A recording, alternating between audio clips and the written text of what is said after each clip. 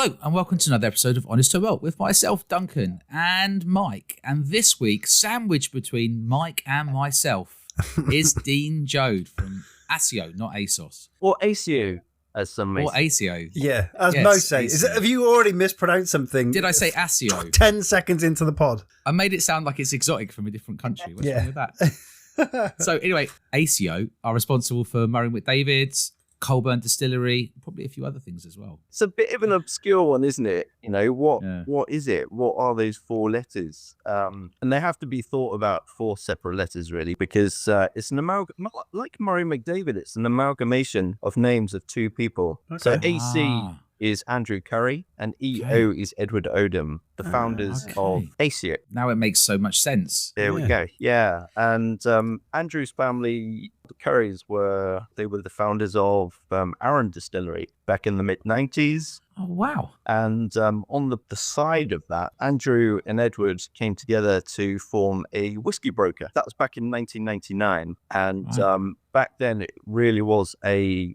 buyer's market of casks.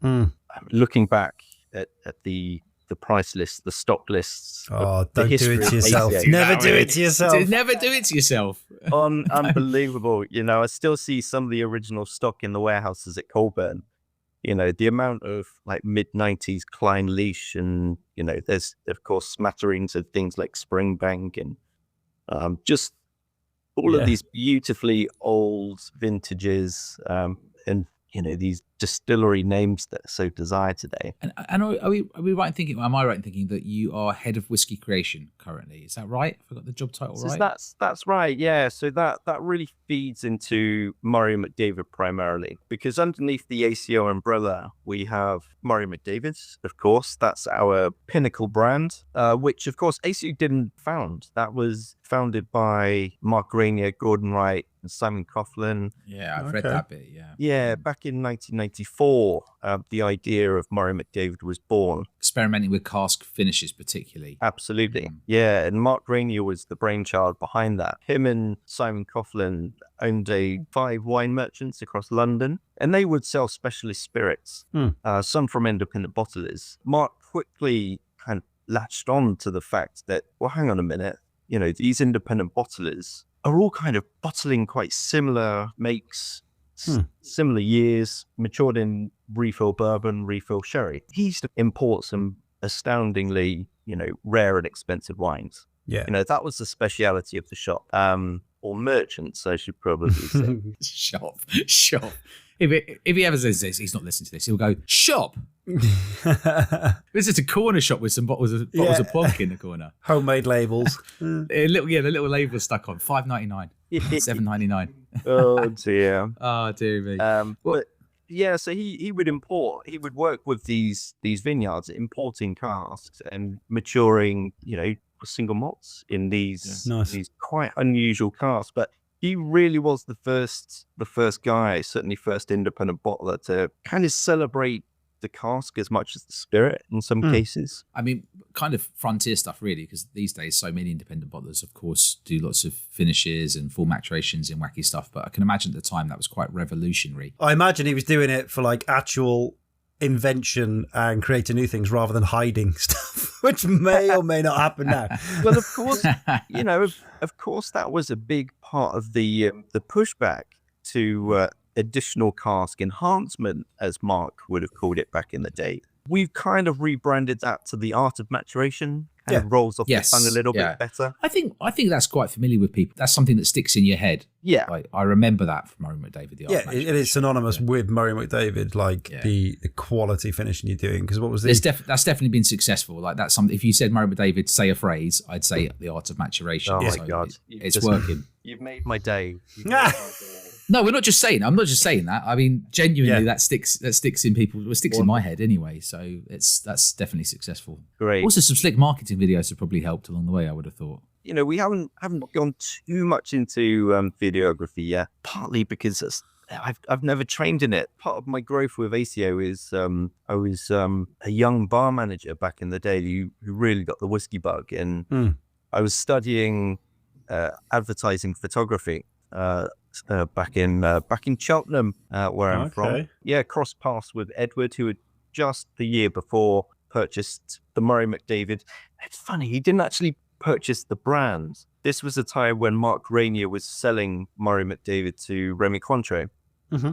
Yeah. Remy Cointreau were selling, it was a parcel of about 500 casks. Now, these spirits were already laid down into these quite obscure, different styles of wine casks. And a company like Remy Cointreau, you know, the scale of production that they're running, they just had no kind of real output for those liquids. So the easiest route for them was just to get those 500 casks out to a broker. And ACEO were one of the more prominent brokers back in 2012 when that transition happened. When I think of 2012, I don't.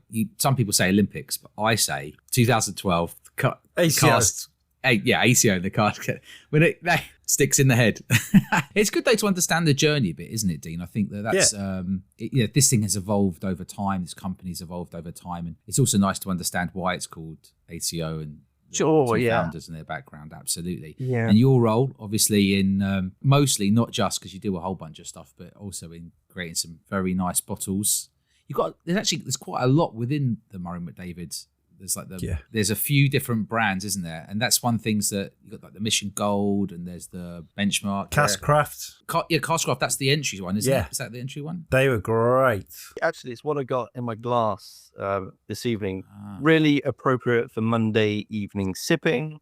You know, we're nothing too aggressive. We're nothing too intense. You know, uniformly bottled at 44.5%. Yeah, that's it. Gentle, approachable sippers, but of course, you know, we still want to apply, you know, Murray McDavid's DNA to every bottling.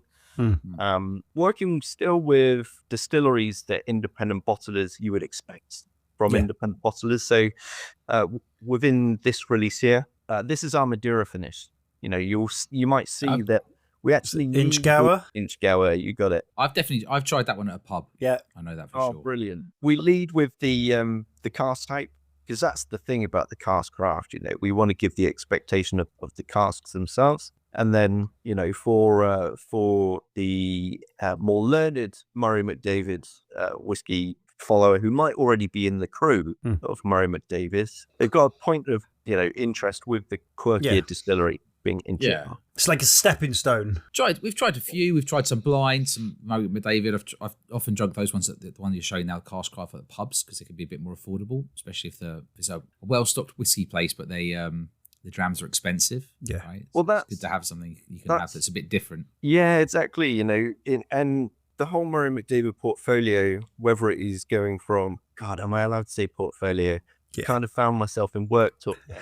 You've said it now already. It's already out there. Dean, just put the clipboard down and just relax. It's going to be fine. It's so hard. It's so hard because, most of my time now is kind of working in the background and kind of trying to structure Murray McDavid's range, our offerings. And, you know, we've got a whole load of ACEO products coming along as well. So, yeah, I'm kind of channeling down more into the world of marketing these days. So occasionally I'll bump out a phrase and it's like, oh, damn it. You're a busy boy. Just say pile of whiskey instead of portfolio. Yeah. It'll connect with the listeners. So before we go too far into it, Mike, what's the name of the episode? I was just going to say, so we are episode 89 and it's called I Ain't Getting On No Plane, Fool. Featuring Dean Jode. Featuring Dean Jode. Can either of you two do a convincing, that was 100%. B.A. Baracus? Yeah. I ain't getting no plane, fool! That's it. There we go. That's pretty good. That's an angry BA, isn't it? He wasn't always that angry. He was always angry, wasn't he? Sometimes it was more like subdued anger, like, I ain't getting on the plane, fool. That was Tropic Thunder. Yeah, that was... That was Robert Downey Jr., wasn't it? Tropic Thunder. That's a great shout, Dean. That's a really good shout.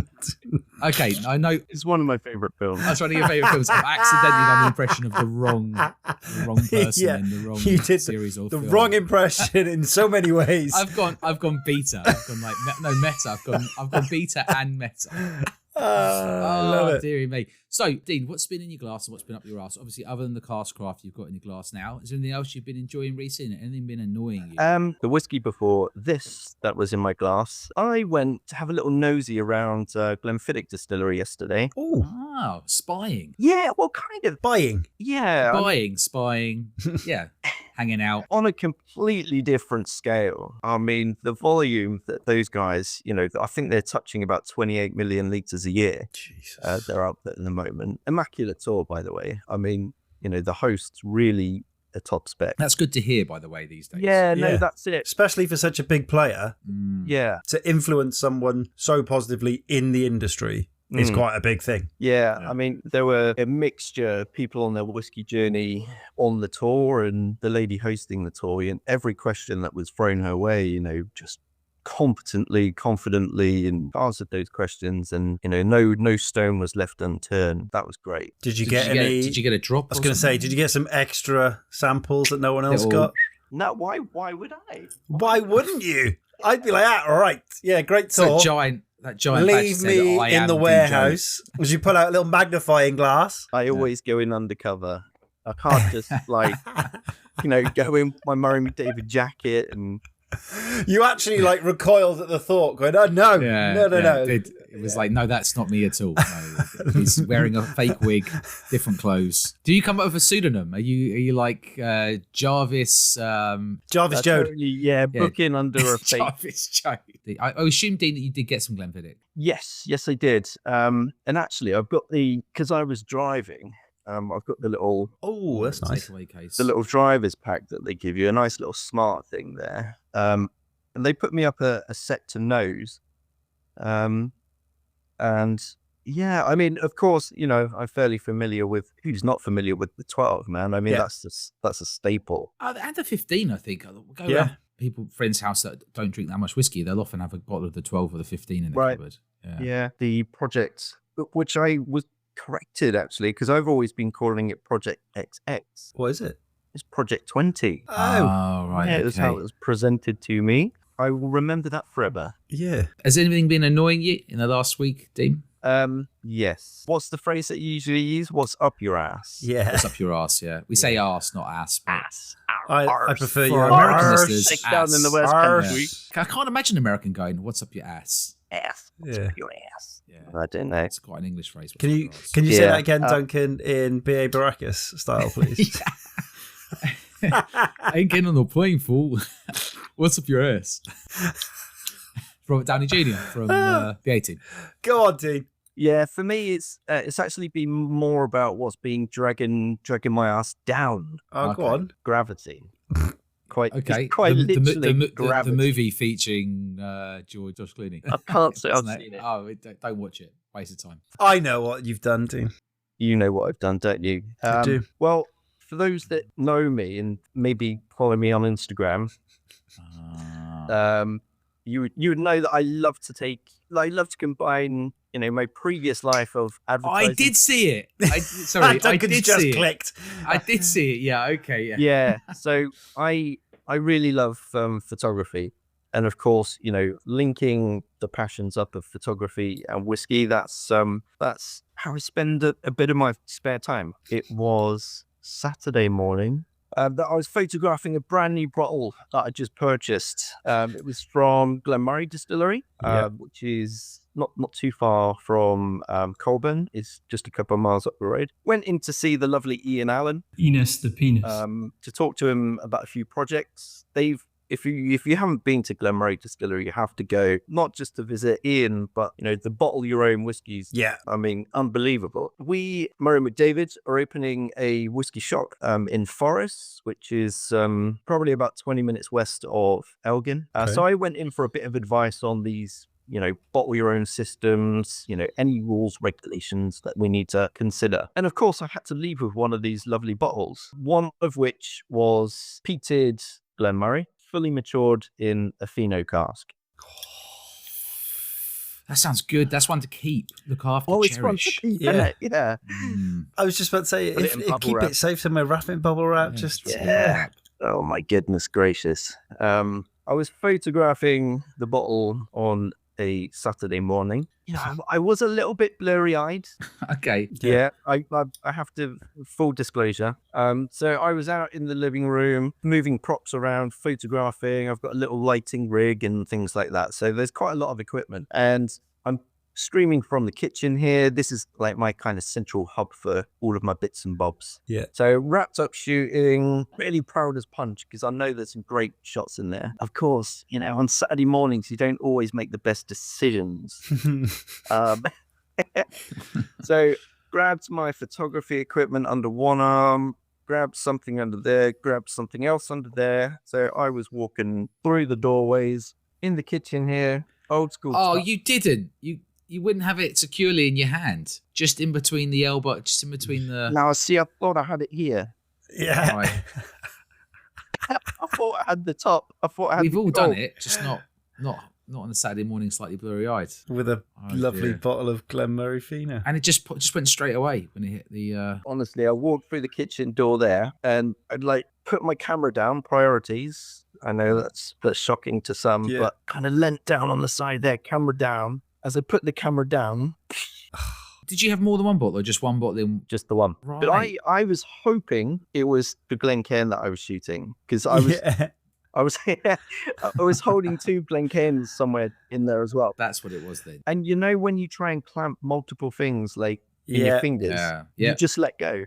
Yeah, you lose sensations. You don't know what you're holding. And So what you're saying is the least important thing you were holding out of the camera, the Glencairns, and the bottle was the Glenmurray. That's what you're saying, Dean. That's what you're saying. Oh, I'm sorry to hear you. Did the Glencairn survive? They did, yes, they absolutely annoyingly did. You didn't smash a Glencairn in rage. Just, maybe I do that now because I'm still hurting about that. I don't think I've smashed a bottle of whiskey. That was my second ever. Oh. Considering how much you handle, that's pretty impressive, I'll be honest, to only have smashed two. Saturday kind of early afternoon, I was just sat in this kitchen just like, okay, look, it's happened, okay? You're not gonna revive this bottle. No. And the kitchen did smell amazing. Imagine your partner just going, is everything okay? You go, you just won't understand. Does that mean you didn't get to try it? No. Oh. No. It was literally as I was tidying up from the shoot. This was like, between 8 and 9 on Saturday morning. So, I would have been a bit of a savage if I had just popped it open straight after the shoot. Well, okay, fair enough. It's a real bloody tragedy, isn't it? It is. It's a single cask. The last Glenmurray I had, I drunk didn't responsibly with people, didn't smash it, and finished it with friends, and it was beautiful. It was actually what the 20-year-old bottled in 2016 they did at Christmas, that random bottle. Just put out a 20-year-old cherry cask for 85 quid. Yeah. Glenmurray. Yeah. I mean, it even cuts you up when you just spill a bloody dram. Well, Mike's done that loads. So. Yeah. Oh, honestly, I am such... Mike, he's always knocking him over. Like, this looks quite like professional from sort of here up, but down. It's just dirty glasses from a tasting on Saturday.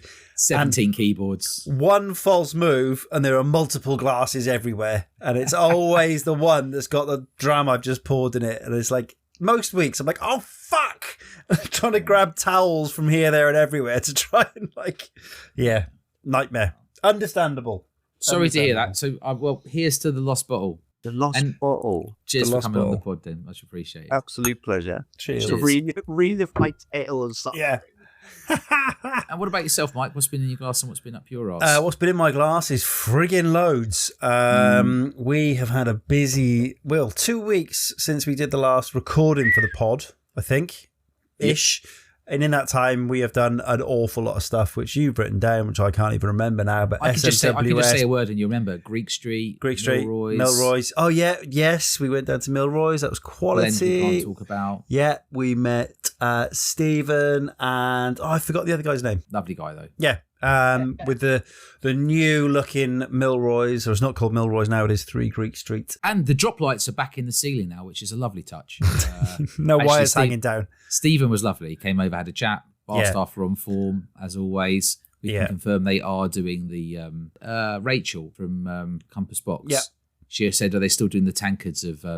cocktails. Yeah, they are doing that. Yeah. I saw that, yeah. So yeah. They're definitely doing that. And we got a really old Powers 12, was it? We did, yeah. So we're like a 2016 bottling of Powers 12, which Stephen just found upstairs. We were like, And then we discovered that we was a premium slapped on it for being an old bottle.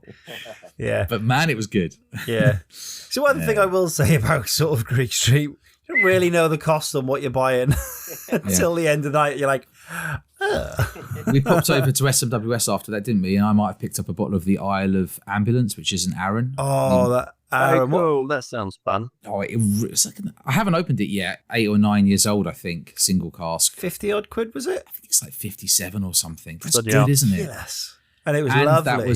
That Glen Scotia, the Winter's Coastline's very good as well. I'm doing one bottle per member, so you can actually get hold of it, which is good. Yeah. It didn't get all bought out. What else did we do? Blind Drams. Blind Drams. Our selection for Blind Drams, me and Duncan. Masters of Malt. Yeah, we went in and basically selected 5 indie Diageos in a blind lineup. Yeah, I saw that. Yeah, cool. And yeah, actually, do you know what? 7th overall. And bear in mind, we were on, 50 odd blinds? I'll take that. 7th out of 51. Yeah. I'm happy with that. We were going to call it 51st State and make them all Canadian. Bourbons. Yeah, Canadian. Yeah, well, it could be Canadian now, isn't it? Before, but what would you say? What was your favourite then? We had, what was the disappointment? Was the Klein Leash? Klein Leash, £110 Douglas particular. Lane. Oh. Not bad. Just yeah. It was bad. Well, it was bad. It was bad. 2 out of 5. Yeah, which is you didn't have a glass. It wasn't terrible. It just wasn't anything inspiring, and we had big hopes for that. That's my frustration. You got a big hitting name there with Klein Leash. Yeah, and, we were hoping for a big score. And realistically, you're like ex-Burbs, and it was a quite high price tag for what it was. You're like, this must be good. 130 quid a bottle. And fuck me, it wasn't. So yeah, that was.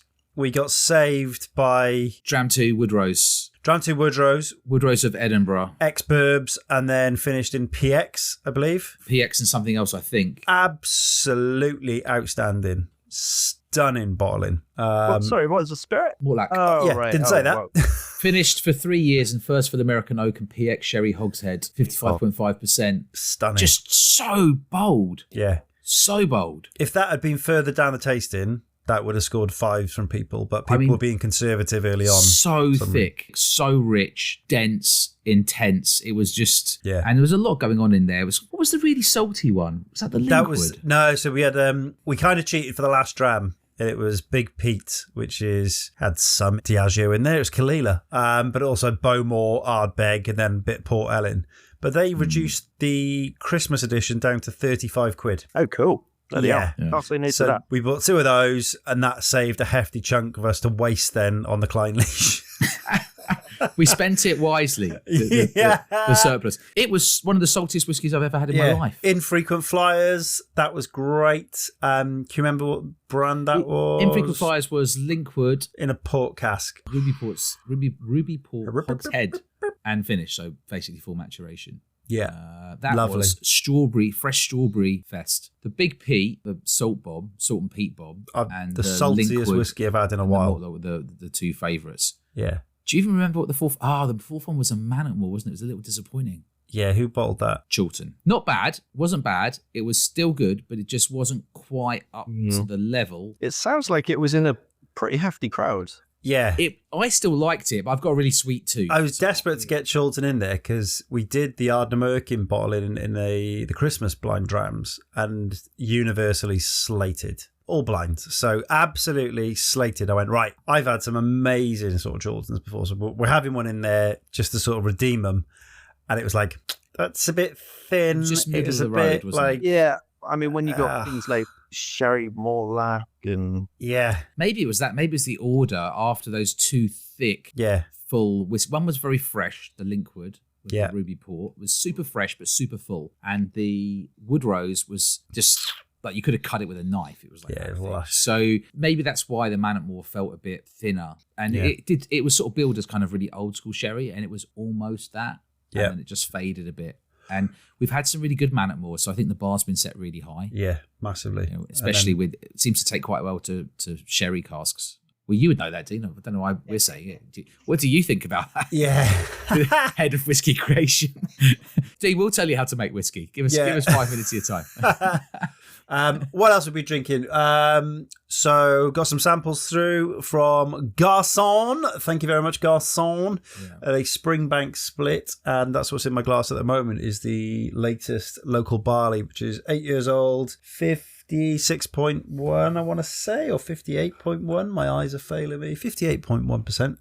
Funky, smoky, super fruity, like light, tropical, little bit of bitterness in there. Just a really nice whiskey. Not like amazing. Definitely not amazing. Bit zestier than the last couple. Yeah. I would say nice, not as mind-blowing as previous ones. I'd be taking the Kilkerran bourbon cask over that any day of the week. 100%. But... There you go. Thank you for the opportunity. What else have I been drinking? Cognac. I went to the cognac show on Friday. That was mega and has probably now unlocked a whole another little world I need to get involved in, which is dangerous.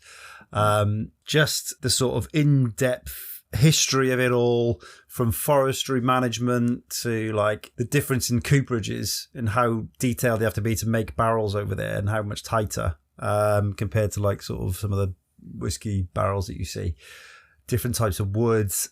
I was like, I'm ready to fucking fully geek out and just absorb and take it all in. And then did a cocktail class or like master class with a lad who runs Lucille Bar over in Cognac. And again, his stories were cool. He produced a book recently, Cognac Cocktails, which I picked up a copy of. And I was like, yes, I'm going to straight get into this. Like, opened it up and it's like, right, you need to make your mixer in a water bath for like 20 minutes. I'm like, oh, for fuck's sake. So now I've got to go buy a water bath before I can even make things. It's like, it's going to prove to be a very expensive, like new hobby. Like something that people used to sous vide. Yeah. So hazelnut liqueurs, for example, he tells you how to make that syrup and things and everything else. And you need water baths. And I'm like, everything was water bath. I'm like, Jesus. So yeah, that's being added to the list. So quite a lot of things in my glass. And I'd say not really up my arse, somewhat up my arse. I had would you believe one of the former CEOs of FedEx personally reached out to me because he'd seen me moan on Instagram about a package that hadn't been delivered. And after a very brief conversation, he was just said all I needed to do was pay the £20 fee for shipping again, and he can get it sorted out. And I was like, oh, right, okay. When you say 20, do you mean 2020? And he's like, just a little moment of pause where the scammer's like, oh, hang on, we've got an idiot here. So I've basically convinced him that I was £2,000 shy on a payment of shipping guns across Europe. It's how this scam's developed. And he has fully bought into it. And I've just been keeping him on a thread now for days and days and days, to the point where he thinks my assistant Duncan has made a payment, and because he didn't print the receipt of the payment, I fired him. So I now need a new assistant. He has told me he's found the £2,000 payment, so it's all okay. So we can progress, would you believe, with a £25,000 transaction this week. So he's on to me today, asking him how my weekend was, all excited. And he's like, right, I've got an easier way of doing this. Have you heard of the gift card? I'm like, the gift card? No, explain. Is there a gift card you can spend 25 grand on? He wanted me to go to fucking Walmart, which isn't in the UK, and buy basically £25,000 worth of Apple gift cards. I imagine if you went in and asked for 25 grand's worth of gift cards in Apple vouchers, they would be like, jog on. Class. So I was like, right, I need to keep this motherfucker just on the line as much as I can for as long as possible. So I said, gift card, that sounds shit. What about Bitcoin?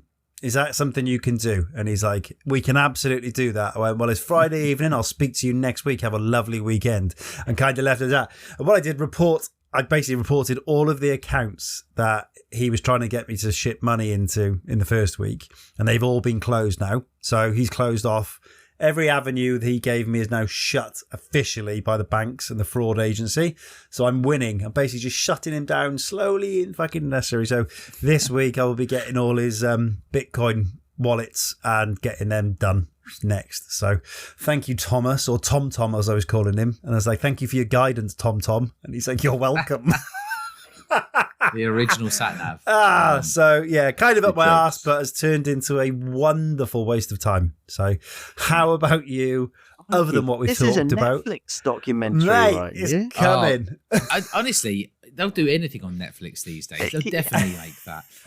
Well, I've been trying similar to you because we both did blind jams. Yeah. We both went to SMWS. We both went to 3 Greek Street. So I'll just add what's been up my arse. What's been up my arse is also connected to Mike. Mike finally gave me some drams. Yes! Finally gave me some drams he's been hoarding, keeping from me. Oh, from piss else. off. Basically, we had some samples delivered and someone sent them to my house. So I was like, right, Duncan, I'll just send them on. No, don't send them. We're going to meet up. I'll bring them. Fine. Next time again. Don't bother bringing them. I haven't got the right bag today or whatever. That was like 6 months ago. Yeah. So it's just been on and on and on. So eventually I gave him some samples and Dean, included something, didn't I? Yeah, you did. But in the meantime, Dean, I ran out of whiskey because I didn't have any whiskey to drink, did I? Outright. It's if you're relying on free samples from people, we got problems, Duncan. Yeah, no. There was no problem. I snuck a little bottling in with Duncan's collection. Yeah, and so I tried this bottling, and Mike was just asking, what do you think about it? Wanted me to post it online. So I knew I was being harpooned.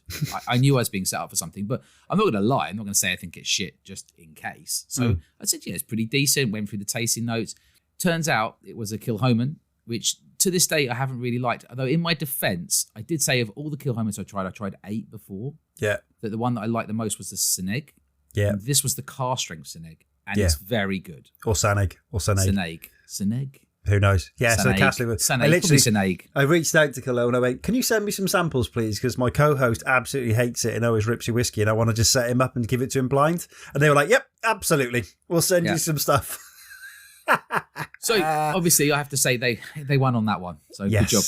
It's good. It's really good. Do you feel better now you've like lost that fucking the lies you were telling yourself that you hate Kilhoman? Well, I tried so many of them. Oh, so many. And I said the Seneg was my favourite one. So I feel like preconceived ideas, mate. Yeah, but their whiskey's now like 13 years old, so this could be 10ish years old. Don't know. Maybe 8 plus to 13. I have no idea, but decent.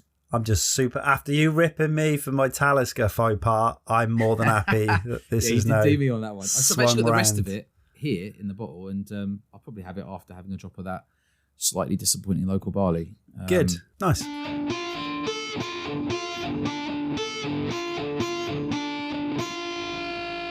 All right, Dean.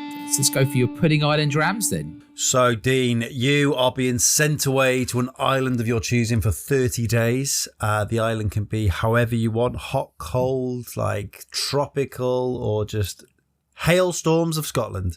Whilst you're there, you get the choice of 1 whiskey to drink for those 30 days, 1 dessert to eat for those 30 days, and you have the pleasure of listening to 1 album of your choosing for that period. Once you're done, you get to choose who is going to pick you up, alive, dead, real, cartoon, as Duncan said earlier, which was weird, and the mode of transport to collect you. So let's start with your island. Ideal island, where are we? Okay, ideal island. Isla, absolutely love it. Do you know what? I don't think anyone actually I'm not sure has. I said Isla. I think everyone thinks it's going to be too obvious, and then they say something really obscure. Yeah. Someone's definitely said Skye, I think. I've been to Isla a good few times, and some of my favourite memories of my career to date. And I'll be going back for the festival this year as well. We're going to turf everybody off for you, including David Brody, kick him out, just so you can have your own special 30 days. So you're welcome. The damage you could do on that island, 30 days. Oh my God. What you need is some sort of like chemical leak, so everyone leaves. They have to leave, and they're just like, you just hide it out and just go, leave it all open. Leave it to me. Every day a different distillery for a month. Love it. Lord. Excellent. All right, so we're on Isla, and let's see, what is your dessert choice going to be for those 30 days? Just around the corner from, I think it's now called the Ardbeg Hotel. Okay. And in between the Ardbeg Hotel and Port Ellen Distillery, there's a nice beach space. I'm parking myself up there, and I'm pulling out a strawberry cheesecake. Yes, cheesecake for the win. Yeah, cheesecake's good. That would have gone well with this Linkwood from Infrequent Flyers. Yeah. Yeah. Well, I have kind of tied it up to my whiskey, actually. Oof. Well, Now you've tied it so nicely. Go on. What is your dram going to be? 30 days. So back in 2015, back when I joined the company, the revival of the Murray McDavid, we bottled a 26-year-old Bowmore, finished in a Chateau Lafite wine cask. And today it's still one of those whiskies that, when thinking about it, I can start salivating and get those memories back. And, the influences of the French red wine cask, with that delicate and a floral style of peat, with a cheesecake on the south coast of Islay. Make a fucking great photo, Dean, I can tell you that. When they get a bit older, the Bowmores, they're very, Special. very, very delicate and gentle, aren't they? They've got for me, it's about sort of 15 years into 16 is when they just hit perfection. And the older ones, Just at the end of last year, we bottled this was one of the kind of legacy casks. I call them legacy casks because it was the original set of casks that Edwards of ACEO... From the 500? It is one of the 500. Yeah, we've still got some at Colburn. And we bottled the 2001 Bowmore at the end of last year. I think there's still a few bottles in the UK. And that had spent around half of its life in a port pipe. And it's just exquisite. I mean, the delicacies within there is just phenomenal. In the buying of these 500 casks, out of interest, has it ever been like an office pie or anything where he gets up and sings, and I would buy 500 casks, and I would buy 500 more? Well, that's the song sorted, Duncan. Has that ever happened? I'm going to make it happen just for Make you it guys. happen, Dean. Yeah. Get us up there for karaoke. Say you're Hired Entertainment. They're two guys, just two normal guys. We'll bring the guitars. We got it all covered. Oh, that's brilliant. So, 2 absolutely solid choices so far. Especially the whiskey. Yeah, and it's time for Duncan to get judgmental. He's going to put his old band hat on. Album. Come on, talk to us. Yes. At first, I wanted to go... Well, I first thought about the first album that kind of grabbed me, and I was like, holy shit, this is crazy. But then I kind of thought it would ruin the mood a little bit. What was that album, if you're not going to choose it, just out of interest? Was, Rage Against the Machine's first album. Oh, what a choice that would have been. But with the sophistication, the elegance from the first note, songs that are recognizable within 10 seconds or 5 seconds every single time. And album 2 and album 3 were bangers as well. Yeah. A rarity. Just wow. That would have been a great choice. Okay, so now... That's been left on the shelf. Look at now. I'm actually... No one's ever said that, so that's actually quite disappointing. But let's just see what's going to top that. It's to fit in with the ambience a little bit. Wow. A little bit more. Wow. So I've gone for... It's another debut album. It's Black Sabbath. Oh, no one said Sabbath. That's great.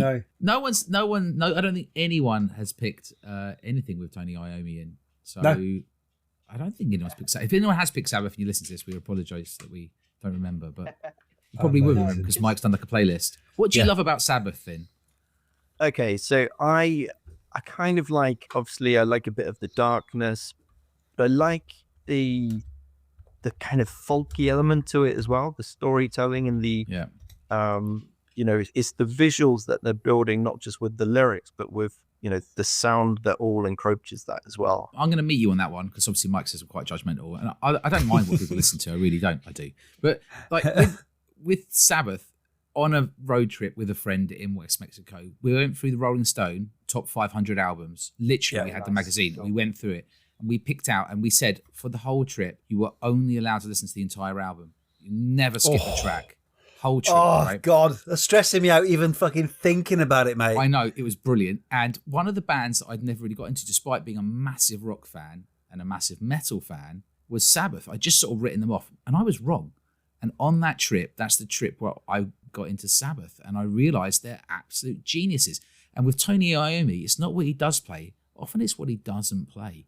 It's the gaps.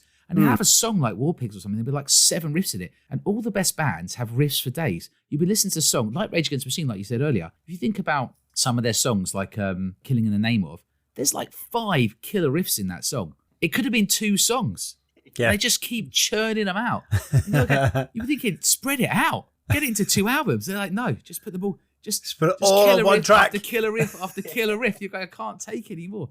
It's a bit like that, just slower with Sabbath, isn't it? Really? Yeah, that's and storytelling, like you said. Yeah, just a little bit more melodic. Had I had gone for, maybe let's say, one of my top 3 jams is the Ugadal in terms of Oogie, yeah.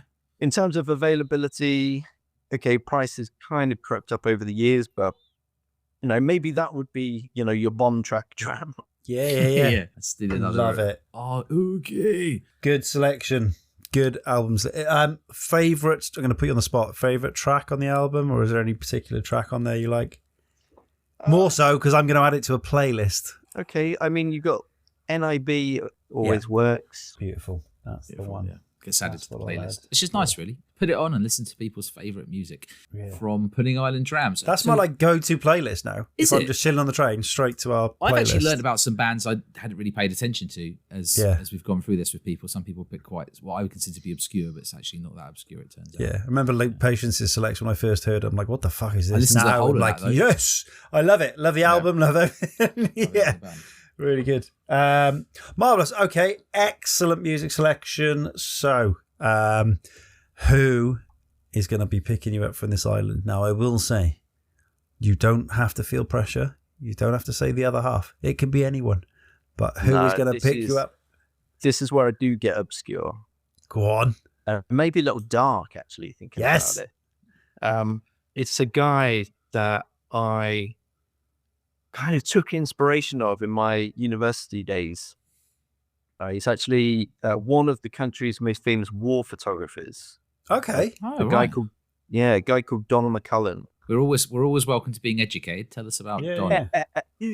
There's some absolutely incredible documentaries. I think I'm right in saying he's a Sir Don McCullum. Yeah, he's covered many wars in the past 70 years. He manages to blend, artistry within photojournalism in a kind of real contrasting way. Most of his imagery is in black and white. So really stark, bold, contrasty images. Yeah. Is there any iconic pictures that we might be familiar with that Sir Don McCullum's done? I'm looking now. Sure. It's fucking outstanding. And also, Don's like another very strong name from the 50s. A long time ago. Dean and Don. Dean and Don just shouting. Just Dean and Don just talking cams. Oh, wow. Yeah, his photos are unbelievable. Oh, see, I recognise his face. There you go. Sometimes you don't know the person but until you've seen a picture of them. Yeah. Yes, yeah. I've definitely seen a picture of Don McCullum. He doesn't necessarily need to bring his camera. I think he would, do some cool imagery within the whiskey world. But wow, he does bring artistry into it, doesn't he? Yeah. Wow, they're incredible. Well worth going to have a look if you haven't seen, if you are as uneducated as Mike and I, then well worth going to have a look at some of Don McCullum's famous pictures. You're a big fan of black and white then as well. It's timeless. Black and white photography just removes everything from reality because, obviously we don't see in black and white. And often a black and white photo is often hard to kind of piece in history. Yeah. In the time point of history. So it's, they're timeless. It's timeless. What's the mode of transport then? How are you getting back with Sir Don McCullum? An inflatable camera. like that giant pink flamingo that Taylor Swift was on, but camera. Gosh, I wish it was. He's too classy for that. I can already tell. Not Dean and Don. Dean's like sharp. It's such a boring pick. I've actually just gone for my first car. Good enough. Just as a sentimental kind of. What was your first car? Hit me with it. It was Fiesta. I wish. I really wanted a Fiesta. That sounds mental to say right now, but it was worse. It was a hairdresser's car. Mazda X5 or MX5. No, it wasn't. It was Audi TT. No, God, no. For my first car, never. Oh my God, no. Micra. Okay, maybe we're going to an apprentice hairdresser. Yeah. You confused us now. Yeah, so come on, hit me with it. It was an old school Peugeot 206. Nice. GTI or just your standard 1.4? I don't know how much you think hairdressers get, or apprentice hairdressers. What I'm going to say to you, the first car I properly owned, lovely, that Peugeot 206 blue, the unique sky blue colour. Boom. I had the blue. 1.6 GLX. That was your first car, was it, Mike? Yep. As well. You both had Peugeot 206s. It's the first car. Yeah. The drive of your life. I had my parents' cars previously, or some other ones. My first proper car was a Peugeot 206. Boys, blue. you would never guess what I had in a million years. So I'm just going to tell you, you'd be here for literally days. I reckon you had a Hyundai Pony. I mean, you've got the right manufacturer. That's amazing. That's amazing in itself, Mike. Oof. That makes me wonder if I've told you before and you've just it's something stuck in your head. I'm trying to think. What period are we talking? What year? Late 80s. Mike is if Mike ever goes on Mastermind, his specialism is late 80s Hyundais. It's no. Dun, dun, dun, is it the dun. Hyundai? You got no chance. Something like E. Go on. No, it was a Hyundai Stella Gold 1988 gold medal edition. Huge steering. It had a gold medal stuck to the dashboard. The steering wheel was absolutely massive, right? You'd have to pull the choke out about half a foot to make it work. And it was ginormous with like sofa seats, so all your mates could get in and you'd roll around. It was like... I really wish there was a black and white photo of you leaning against it, pulling a fucking... There's probably a picture sometimes. We used to do like, the scenes out of that, because it was an old car. I think I got it off one of my friend's granddads who was gone senile and he couldn't drive anymore. And when there's ones where you could like do the slide across the bonnet and stuff and all that kind of... It felt like you were in like an old cop movie or something. Brilliant. Go around corners too fast and the whole thing would tilt. And That's you'd be like class. sliding down the seat. I remember. Did you have a nickname for it? The gold one. I called it Betty. I'm sure it was called Betty. Betty. Ooh, Betty. Or maybe that might have been my first proper motorbike. I'd have to have a think about what the name was. I'm not good with car or motorbike names, really. I sort of pat them and I say, well done, keep going. But I don't really give them a name, Boys had a gold Volvo 340, like an E-Reg thing, and it was the Golden Nugget. And we thought we were like something out of Wayne's World. Like the Griffin. Oh, man. Class. Oh, God. Do you know what your first cars are just so special, aren't they? Yeah. Every time. Yeah, that's it. And I had some cool journeys in that thing. I think if I could get that thing back, maybe we would make it more in line with some of the rides that Don McCullum would have been going through, some of these war zones. So, we would batter it up a bit, maybe put some turrets on the top. Mounted so you can take pictures, you mean? Yeah, not shooting. Just to clarify, not gun turrets. Okay. Yeah. That's taking war photography in a completely different direction, Duncan. Yeah. You create the scene. Yeah. All right.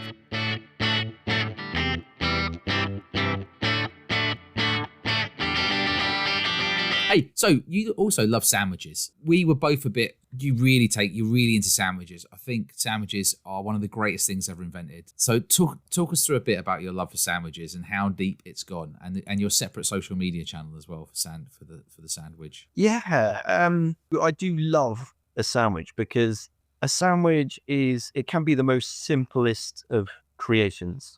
Calling a sandwich a creation for one is kind of weird. There's new thing that's fun. Do you think sandwiches are fundamentally British? I mean, there's such a British connector. You go to other countries and you're like, what are you having for lunch? Like, sandwich? They're like, don't you want noodles? I mean, I could eat noodles, but I prefer a sandwich. I mean, certainly tell me anywhere else you're going to get a good classic fish finger sandwich. Exactly. That's what you needed before you tried to attempt photography with a slight, maybe a wee bit of a hangover the other day. If you'd had a fish finger sandwich on that Saturday morning, that bottle drop wouldn't have happened. Glenn Murray would still be here. So what would you put in a fish finger sandwich to like soup it up? Just fish fingers and ketchup, or would you go fancy? No, well, I mean, there is a. I'm not so happy with it, so I don't know if I should point people up to it. But I did a fish finger sandwich of sorts and popped it on my sandwich Instagram page, which I'll just do a little plug. Yeah, plug it, yeah. Which is Butty Boys Club on Butty Love Boys Club, and it was a thing that kind of came out of COVID, I was just bored to hell in the house and just wanted to, and working from home, all of that stuff. So I was like, office there, kitchen there, great. So instead of, having to rush and make your lunch or a packed lunch, whatever, I kind of thought, I've got an hour in the house. So I'm gonna spend that hour. Hour making a sandwich. You're in love with sandwiches if you spend an hour making them. Some of them, if you're slow cooking things, they, that's a 12-hour sandwich right there.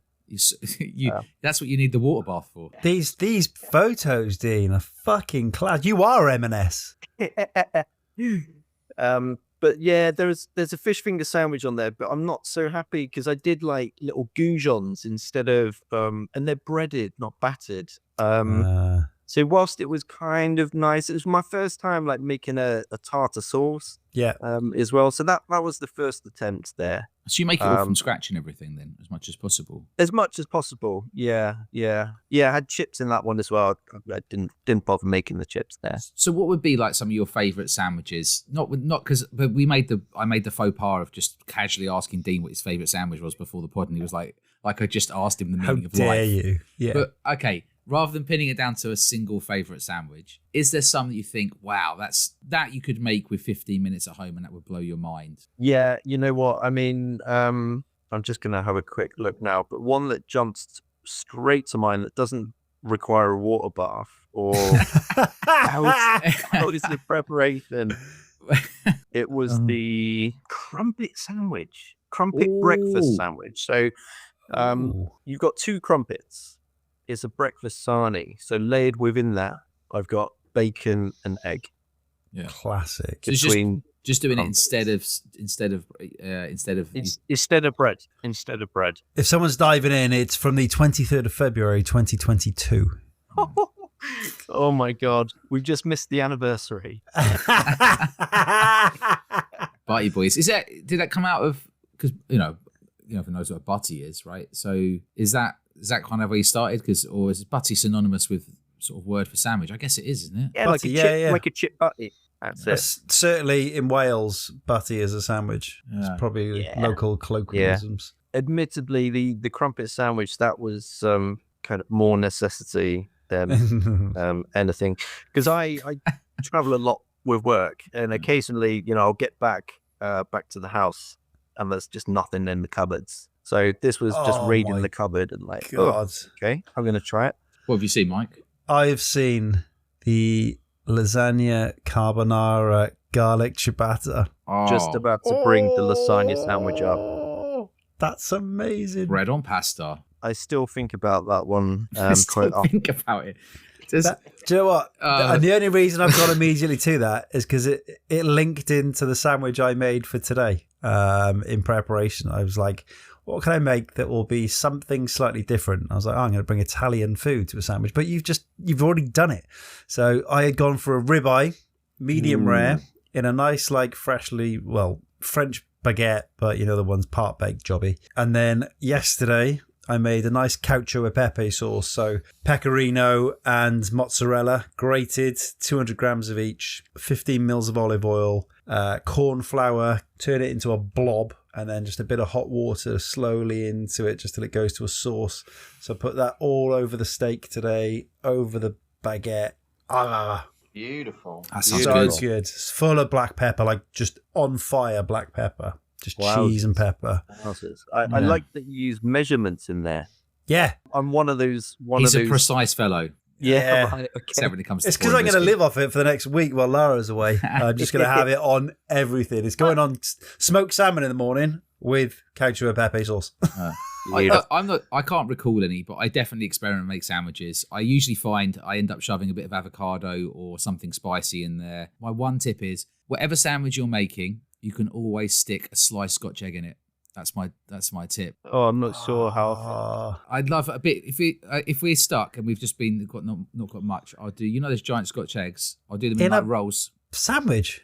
Just like cheddar cheese, sliced Scotch egg, bit of ham, like sprinkling of avocado, shove some spicy chilies in there. And I'm not saying I make lots and lots of different types of sandwich. But that for me is ticking all of my lunch boxes. That's like a rustic ploughman's sandwich. Ploughman's done properly is what you want to name that. I just love Scotch eggs. I mean, I put them in anything. Just love Scotch eggs. I just love Scotch eggs. I'm like, I look in the fridge and go, yeah, cheddar, Scotch egg. All right, what else we got? What other meat? We got any nice ham or any salami?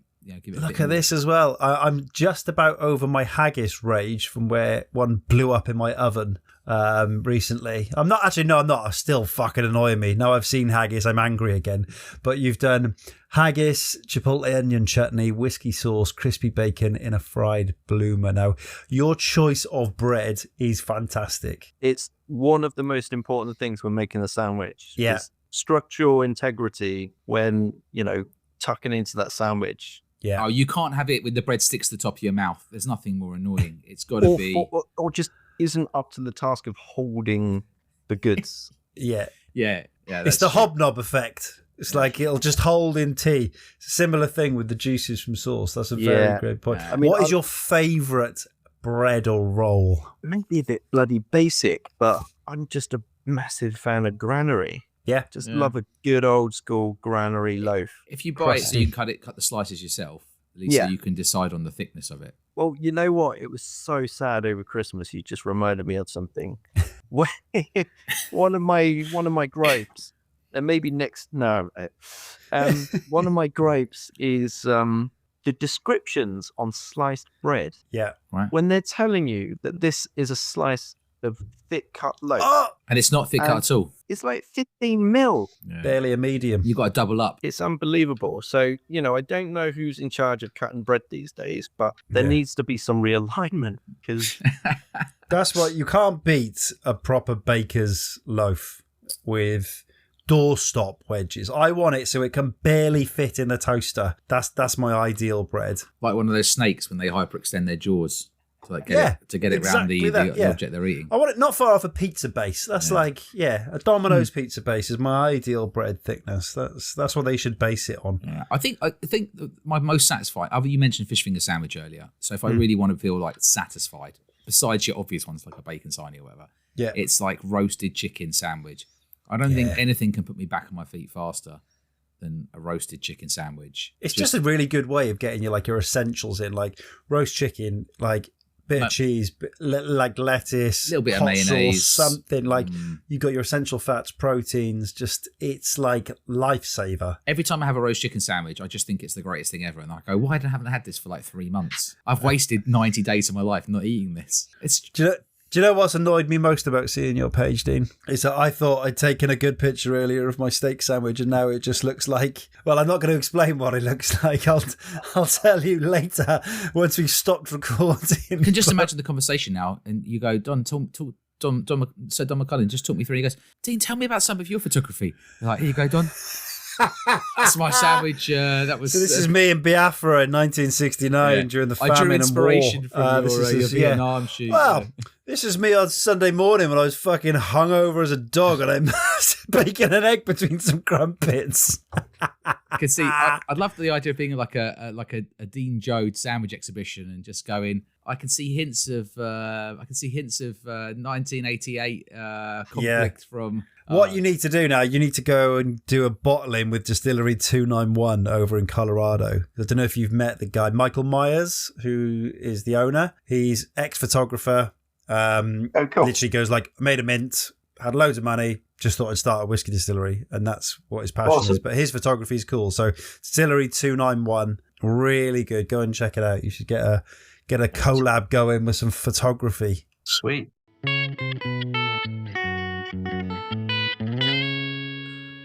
Is there anything else you want to share today, Dean, or talk about? We need to say what is coming up at Murray McDavid, Colwell, everything. What's going on? You must have stuff coming up. Well, there's going to be quite a few highlights this year. There always is in the calendar of events and the calendar of bottling. So we'll start with events because it's partly my favorite thing about being in the whiskey industry is taking our creations to events and engaging with people who just love whiskey. Yeah. We have the Spirit Speyside Whiskey Festival which is happening end of April, early May. We always go above and beyond the amount of events and different activities and different whiskey experience. Heard good things about what you guys do. Yeah, well, that's it. We always try and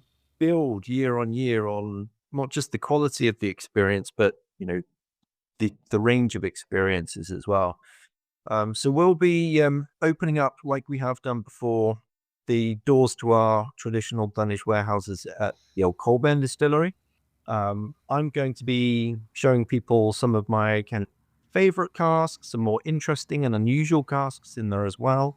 We're going to be pulling drams from those casks. We're going to be bottling whiskey from some of those casks. If we get a sleeping bag, can we stay in the warehouse? That's next year. We're going to do that next year. No, but we can road test it for you this year, Dean. Yeah, we can be your test. You could crash you test could be dummies. the guinea pigs. Yeah. Yeah, we've got our events at Colburn, but probably the headline news for Murray McDavid this year is we are due to reopen the doors of Dallas Stew Distillery. I did read that. Okay. Indeed. Yeah, so this is the long-term project for the company. One of the most rock and roll names in whiskey as well. But it's not a huge distillery, to be honest. I mean, maybe capacity of around 700,000 litres a year. Okay. So, we're not in the, certainly anywhere near the Glenfiddichs of the world.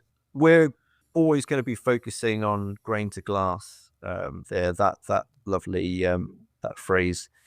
But we've already identified, farmland locally where we can make that a possibility. And, Dallas Stew they literally downed tools in 1984. Yeah. And it's been preserved as a whiskey museum ever since. Okay. So, although a hell of a lot of work's going to need to be done to restore the site. Are you going to try and get it back to exactly how it was as best you can? This is one of the most interesting kind of internal conversations. Do we try and honor the original style of the spirit? Do we try and, I think we'll be kind of tying our hands a little bit if we were trying to painstakingly match the spirit character, because I think quite a lot of the machinery in the distillery is going to need, complete renewal. Yeah, it would be a very slow method of making whiskey, wouldn't it, surely, if you used all the completely original methods, no? Yeah. Exactly. And, we are planning on doing some kind of similar local barley projects. We've got on-site malting floors there, which we're planning on reviving. Okay. They're like boxes to tick, aren't they? Like direct fire, and there's all these boxes to, wooden wash back. Yeah, exactly. Yeah. So that's the long-term project. But we are opening the doors to the distillery during the Spirit Speyside. I'm hosting a couple of tastings there, some of which are actually tastings of Dallas Stew whiskey. Oh, nice. So yeah, I've been looking in auctions over the past couple of years and just kind of well that is brilliant. I love to hear that. You've been picking off Dallas Stew. But if anyone's listening to this and you missed out on a Dallas Stew bottle in the last couple of years, Dean's at it. Jode spent a corporate budget on it. I can't believe someone paid £20 more than me. That was Dean. Oh, that's great. There must be some people with quite some collections of Dallas Stew. Yeah. And, the beautiful thing is over the years, I've managed to find some Dallas Stew Spirit bottled by Murray McDavid. Oh, no way. It's a real cool full circle moment. That's really cool. You must have had fun doing that. Yeah, that's it. Absolutely. Out of interest, do many other distilleries do that? Just go into auctions and just buy back their old bottles for tastings? Or do you think they just go, once they're out, they're out? Why. Just because you made me think of that now. I wonder how many might do that as the marketing budget and buy old bottles to have them. If you can make it commercially viable, then for sure. Right. Why wouldn't they? But, again, Spirit of Speyside is kind of a peak event for us in the calendar year. So whilst the events are kind of fun to host there, they're not, commercially core strategies of the business. I might only buy maybe 6 to 8 bottles a year of Dallas Stew, because some of the prices are just not in line with, tastings. That's essentially why we're looking to buy stock. The Murray McDavid Delasters were bought for kind of sentimental reasons. Of course, we want a little display in the distillery of old archive bottlings. Yeah. So we'll have some for that. And we're opening up a retail space in Forest, which is 20 minutes west of Elgin. Mm-hmm. So we're going to have some connectivity there with a little Dalastu kind of exhibition in that shop that informs people of what we're doing in the distillery itself. Yeah, lots of activity for Murray McDavid during the Spirit Speyside in Forest, primarily at Dalastu Distillery. So yeah, those who haven't come to see an old school distillery, I mean, the guy's literally down-tooled in the distillery in 84. It's a real step back in time. It's real impressive to see. Yeah, I bet. Dean, it's been a pleasure having you on the podcast today. Yeah, Thank you really, so really much cool. for coming on. Cool. Well, I hope to see you guys at another whiskey festival or somewhere around the way. Yes, I'm sure we will cross paths soon. Awesome. Most definitely. I'll have to make sure that I send you down some samples of some new things as well. Yeah, that'd be cool. Yeah. If we get them, we try to drink them on the pod. Have a wee natter about it. Do a few pictures. Shit pictures. Obviously. Yeah. Next to steak sandwiches. Yeah. Oh, we did. For Blind Drams, I took pictures of all the whiskey in trees. Just a nod to the IG crowd.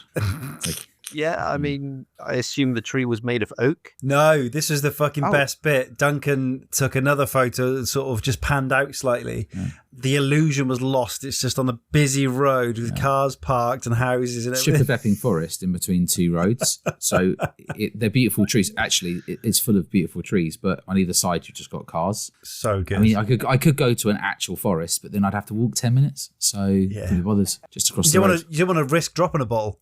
Yeah. Hey, look, if you enjoy listening to the podcast and if you enjoyed Mike and I having on Dean today, please give the podcast a 5-star review or share it with a friend or something like that. And if you really enjoy the podcast, buy us a dram on buyusacoffee.com. Buy us a coffee? Buy me a coffee? Buy me a coffee. /honest to malt. Excellent. Dean, if people want to find you and your company online on Instagram and etc., what should people be looking for? Look out for anything Murray McDavid related, whether that's on Instagram. That's probably our strongest platform, I think. Yep.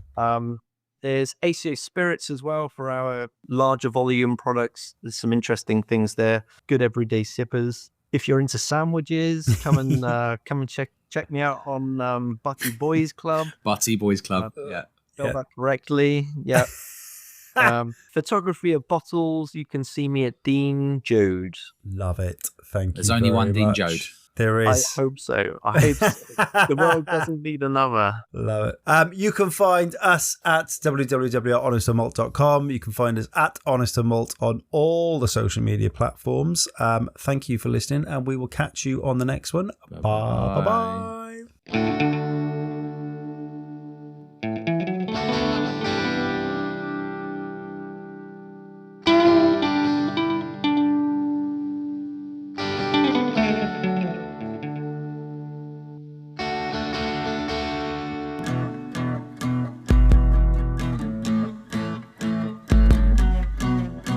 And I would drink 500 drams, and I would drink 500 more, just to be the man who drinks 500 drams and pass out on your floor.